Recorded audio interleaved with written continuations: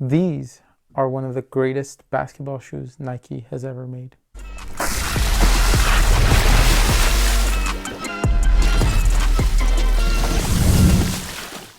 What's up guys, Vinny here with Sneaker Tweaker and welcome back to another video. Today we have the performance review on a shoe that many know, many love, and many try to get their hands on and just can't because prices are ridiculous right now. And Nike decided they're going to make these more of a limited release. The Nike GT cut. Do I say one? I guess I'll call it the one, but the Nike GT cut. Now, like I said, this shoe is arguably one of the greatest basketball shoes Nike has ever created. And it's unfortunate the way they created this because it was very scarce whenever they did come out. I don't know if there was a lot of hype around it or anything because of it potentially being a Kobe. People were just buying it like crazy, but a lot of resellers got their hands on it and they were trying to just resell these things for ridiculous amounts. I mean, even now, I believe a lot of these are going for $400 to $700 just depending on the colorway. And these are just regular basketball shoes. They're not a collectible. They're not anything like that. They're not a Kobe. I know, like I said, a lot of people were saying these are the Kobe's without the Kobe branding. I don't think that's the case because they had a whole greater than series ready to launch with the cut, the run, and the jump. And I just think it's just pure coincidence that these came out and Kobe's contract just wasn't renewed. Now, like I said, a lot of shoes that year, I believe, when were these out? 2020? A lot of shoes were pretty scarce in manufacturing that year, whether it was Nike, Puma, Under Armour, whichever brand it was. However, Nike didn't have that issue with their other models. I don't know why they decided this was one to have that issue with. But without further ado, let's get into why this shoe was as great as it was and why I stocked up on multiple pairs. Starting off with the traction, the Nike GT cut features a multi-directional traction pattern. Pretty much all of the colorways besides one were translucent outsoles, and these things were money. I mean, they gripped the floor like crazy. I didn't have any issues with dust or anything like that, and they were honestly super durable. You do have some medial side, and on the lateral side for me, I use kind of the outside of the shoe a lot, or the way I play, and there's some wear over there, but it's nothing serious. It's nothing that like really grinded down on the traction. It's still really good to go, and I've put a lot of time and a lot of playing hours into these shoes. I just absolutely loved it. And on top of that, these things have a nice loud squeak. So if you like a shoe that gives feedback, these have it.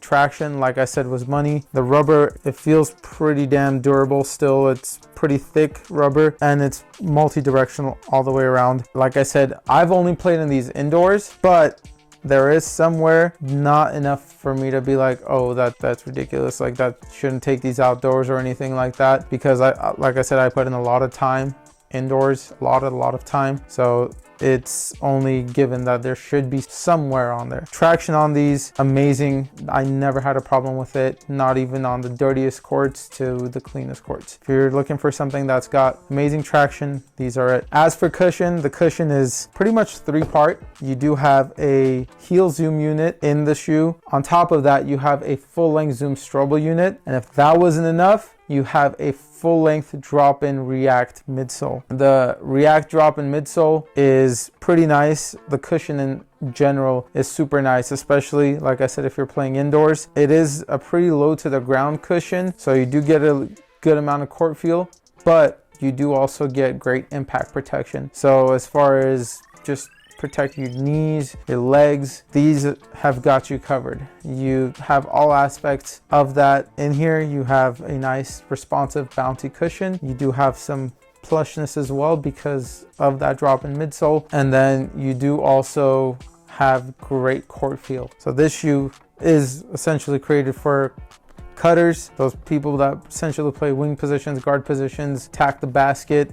These ones are going to be for those kind of players, play side to side. You're not going to just go lateral. That's more for the jump. But people who play in these, they do want court feel, and you do get an adequate amount of cushion. Now for the fit, these do fit true to size. And honestly, for me, like I said in multiple other videos, I am I guess a normal to slightly wide. I would still say I'm more on the normal side of feet as far as that goes, and I didn't really have to break these in. They fit great right off the bat, and just no squeezing, pinching, or anything like that. You see this right here as far as on the lateral side, this plastic clip, that didn't give any pinching issues or anything like that. So overall, fit was great.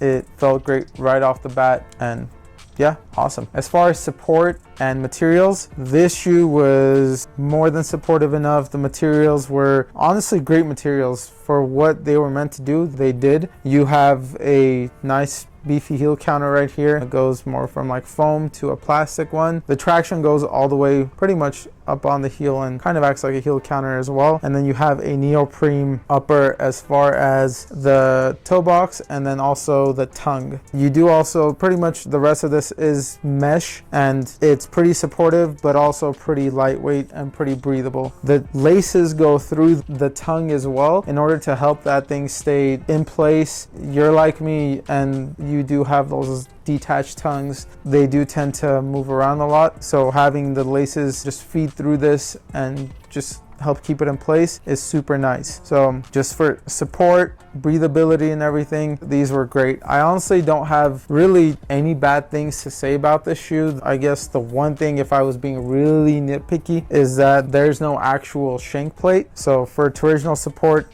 there isn't really much, if anything. However, that really wasn't an issue. I didn't really have any issues with the shoe bending on me or anything like that, hurting my feet. It was honestly money. Like I said, I don't have any bad things to say about the shoe. The only bad thing I do have to say is, why didn't Nike make more? Why? Because there's a ton of people that want this shoe, want to play in it, but they can't access it. So Nike, you got to bring this back. You got to mass produce it and just have it for retail, because these resellers, they're going wild.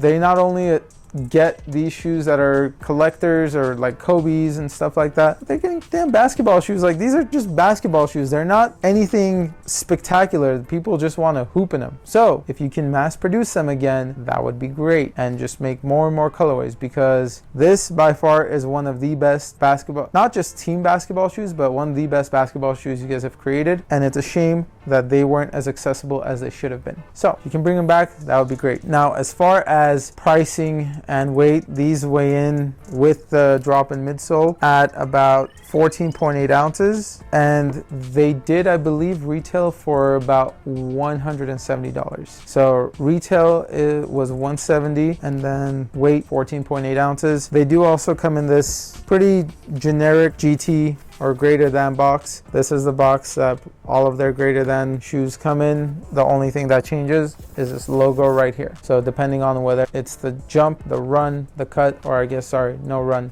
the hustle now, that logo will change. If you guys have played in the GT cuts before, or if it's still one of your go-to shoes, you still keep it in your bag and you know it's old faithful, let me know your experience down below. If there are any other shoes you guys would like us to review, whether it's in the past or in the present, like there are a lot of older shoes that I wish I had tested out before or played in that I haven't. So if there are shoes that you guys want me to test out that I haven't, potentially, hey, it's one of the ones I've always wanted to test out, again, comment those shoes down below. For more content like this, please like, subscribe, and follow. We'll see you guys in the next one.